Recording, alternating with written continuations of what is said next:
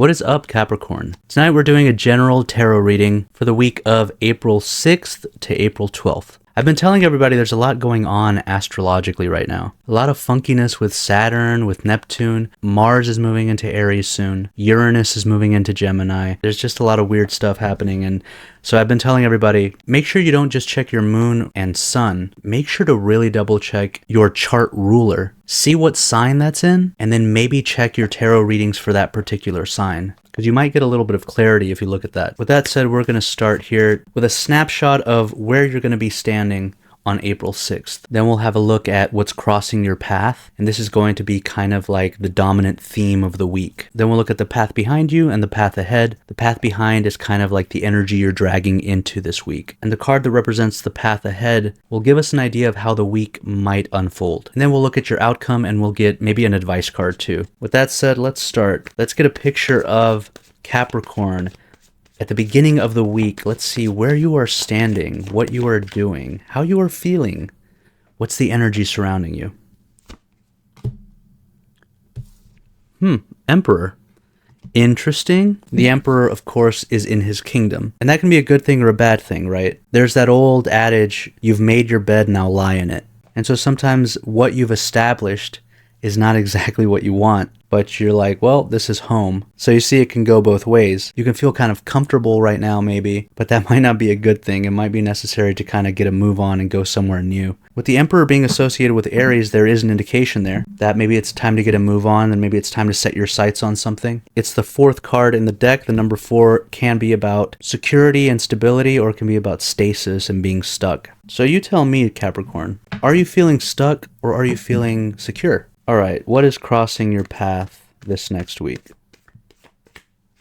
for Capricorn? The King of Swords.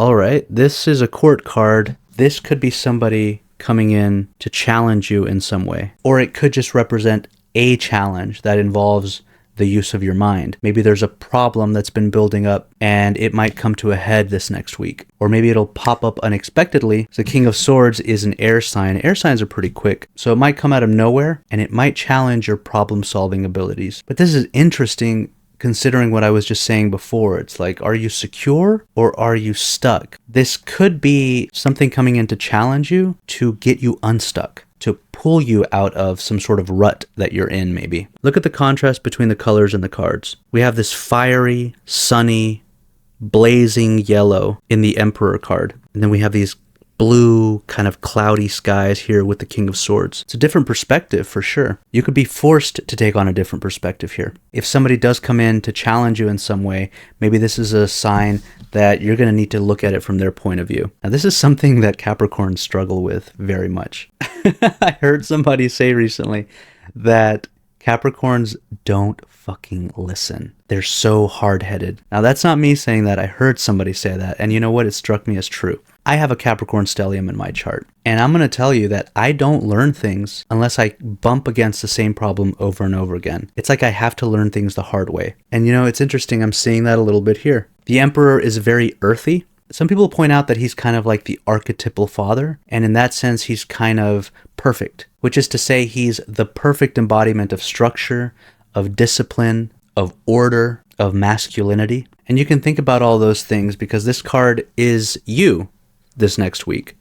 Are you looking for order? Are you looking for stability? Are you looking for people to just follow your lead? Are you looking for people to just do what you say? For some of you, this card represents a leadership position, right? Some of you are leaders. Some of you are in positions of authority. Are you hard-headed about your authority? Are you demanding? And of course, an emperor is a tyrant too, right? He's not democratically elected. He has power over people, and he expects people to respect that. So with this conflict here, I could see that maybe there's an issue here with how much are you willing to bend? How rigid are you?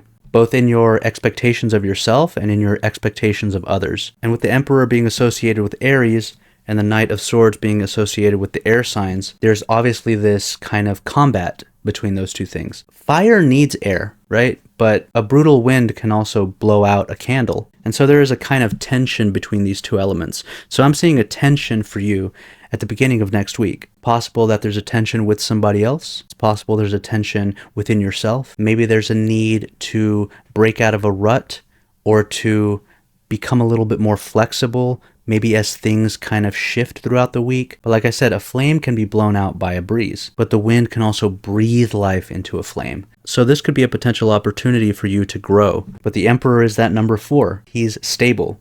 Does he want to grow? Do you want to grow? Do you feel too comfortable? I don't know. These are all questions that I have looking at these cards. All right, we've only got 2 cards here. So you know what? Let's go ahead and get the rest of the cards down, or I am never going to get through this spread. So let's look at the road behind, the road ahead, and then let's lay down the outcome card. So what is in the road behind Capricorn? We have the High Priestess. Let's look at the road ahead. Where is Capricorn heading?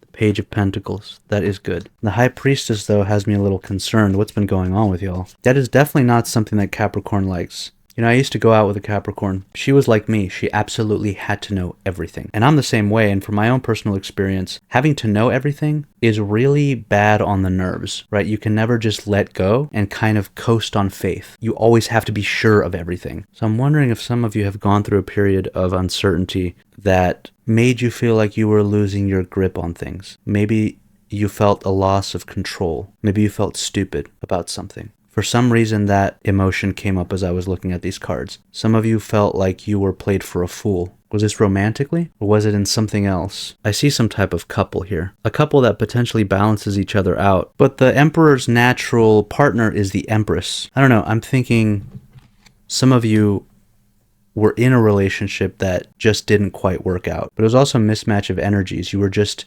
on different wavelengths, you are going towards different places. Because in the road ahead, we've got the Page of Pentacles. And this is something more secure. This is something that you can build on, that you can build with. This is a seed germinating in the ground. But this is a sign of slow progress. That's in the road ahead. But in the road behind with the High Priestess, I mean, this is exactly the opposite. It's an abyss, it's an unknown, it's a mystery. There may have been confusion related to information. Maybe somebody was hiding something or somebody was not telling you something. If you think about the swords being here, crossing your path, swords are air signs. Air signs tend to be about information. The fact that this is crossing you now, and we have this confusing High Priestess in the background, tells me that some of you guys were operating with minimal information about something. Now that could be in any domain, right? That could be in your family life. Maybe something was going on behind the scenes that you were not privy to. That could be in your relationship, where the person you were with was keeping secrets or seemed distant. Maybe this king coming in is information that confirms something. This information, if it comes and it allows your understanding to kind of click, I feel like it's still going to be maybe a little bit difficult to swallow. But it could be that that sets you off in a new direction. I mean, I was just talking earlier about how the Emperor, he could be secure, but he can be stuck. Page of Pentacles is going by a new path. There's a new direction. There's something new that you want to do. It might be because of this King of Swords.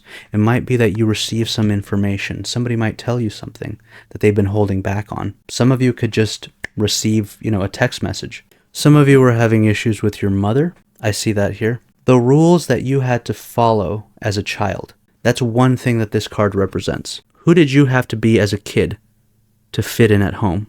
Again, I'm seeing issues of control here, issues of authority or with authority, and with this High Priestess in the background.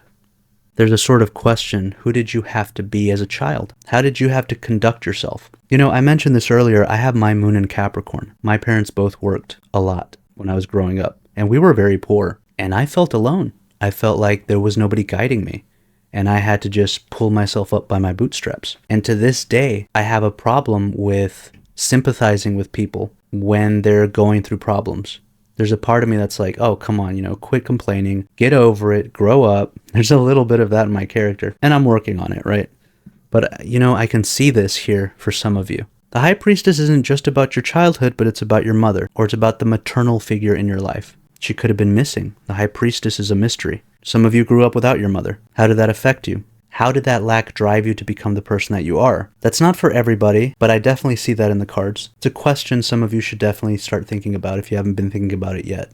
Think about your roots, but also think about your relationship to the feminine, your relationship to women, your relationship to the feminine part of yourself. Something going on in the background, right? Something going on maybe at the subconscious level. But at a more mundane level, this is just a bad relationship that you had. This person was not the person for you. For others, this has definitely just been a period of uncertainty where you feel like you can't feel the ground beneath your feet. You're not sure if you're even making progress. So a lot of you experienced that this last year, this last month, this last week. And so some of you are stumbling forward blindly. On the other hand, for some of you, this is just going to be a bit of information coming in, important information. And it's possible that that information allows you to move forward or allows you to move on. You know, if some of you had a bad relationship in the past, this could be you finding out that that person is now dating someone new. This could even be that person reaching out to you and then you recognizing, you know what, I'm over this. I also see for some of you that this ex might be thinking about you. Could mean that somebody is kind of stalking your social media page. This person could be watching you or even just thinking about you. But like I said, I see kind of an opportunity to grow here, which I would take as you moving past that relationship, if that's what's going on with you. Now, if it was a period of uncertainty, there might be some clarity here with the swords, and the uncertainty is going to lift away and allow you to move forward, and you're going to feel like you're on firm ground for the first time in a while. That's the important thing to note here, is that no matter what happens this next week, is you're going to be moving forward. And the Page of Pentacles, it's something new. It's something kind of exciting. In general, the page represents somebody who's a little bit less experienced. So what could that mean for you? Is it somebody at work?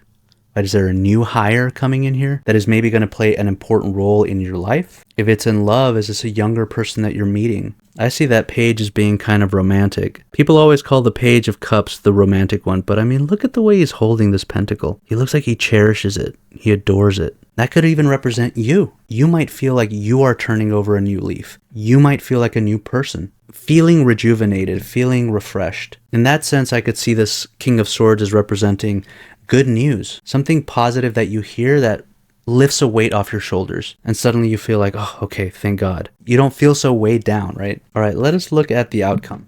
What is the outcome for Capricorn? Ooh, the Queen of Wands. Okay, there are a lot of court cards here. Everything's major arcana and everything is court cards. It could mean that it's just gonna be like one thing after another.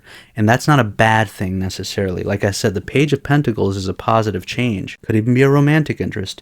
And the Queen of Wands is quite romantic herself. She's actually very, very attractive. She's magnetic. And so is this an outcome for you, right? Do you shift from being this kind of stodgy, cold, structured, orderly person, maybe even a bit of a disciplinarian, maybe even a bit of a curmudgeon, and you are transformed by the end of the week? Your personality goes from being stodgy to being social. So I could see this as the start of the week, you're feeling kind of burdened by something. You're feeling kind of tired. And then by the end of the week, you are feeling a lot more agreeable, a lot more social even. People are paying a little bit more attention to you because you seem kind of like in high spirits. It's possible too that you just look a little more attractive towards the end of the week. So I would say for some of you, if you're looking for romance, start thinking about it towards the end of the week. You should probably go out this weekend if you're looking for romance and if you have the free time.